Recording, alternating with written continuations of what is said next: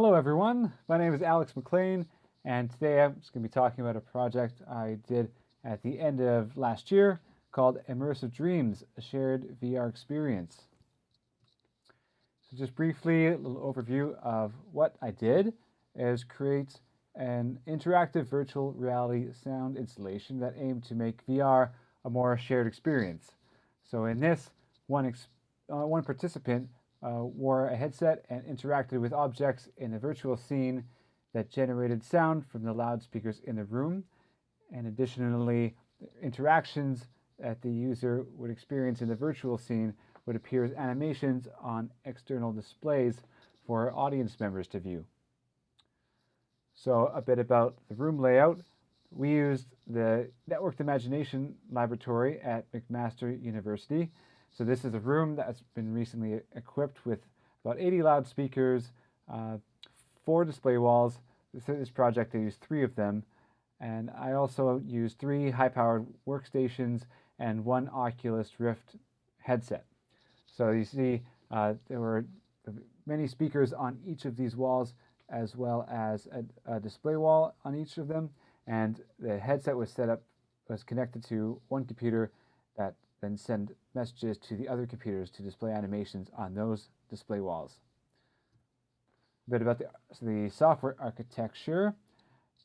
So the headset was connected to computer 1, and on that computer, SuperCollider was running as an audio engine, and Unity was running on 3 computers actually. So the Unity on computer 1 was acting as the brains of the operation, and when it would it would send OSC messages to SuperCollider to trigger the audio events, and it would also send OSC messages to the other Unity engines to trigger the animations that would play on the display walls for the audiences. So I hope that makes sense. We're going to jump right into a demo now. Here we go. This is a friend of mine, Alejandro, playing one of the instruments in this virtual scene.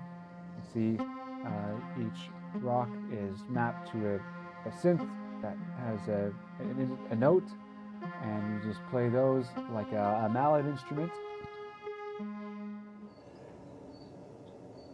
Here I am throwing these rocks at a bow and arrow target, and those are triggering a different synth with a pattern in SuperCollider as well. You'll see that in a second.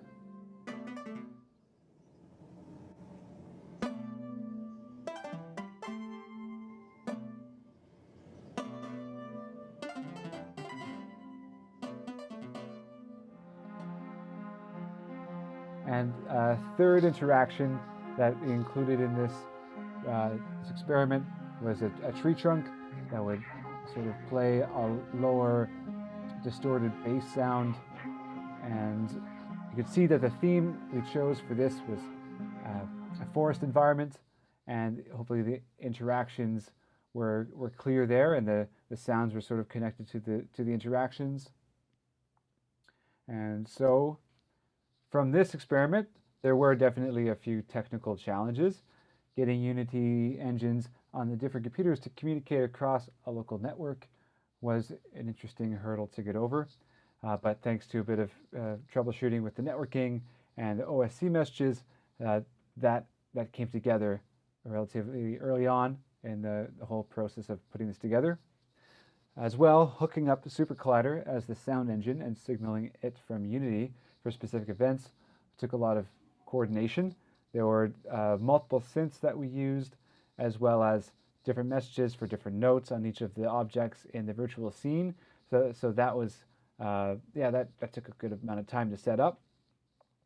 And finally, the design of the interactions in the virtual space took a lot of thought and care, because we started out with choosing a scene, choosing a theme, like the forest, and then from that, thinking about what sort of VR movements could then be used for instruments that were also connected to the scene itself. So that also leaves room for a lot of room for expansion later on.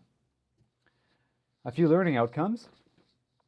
Most people actually enjoyed being an audience member more than wearing the headset and being the performer.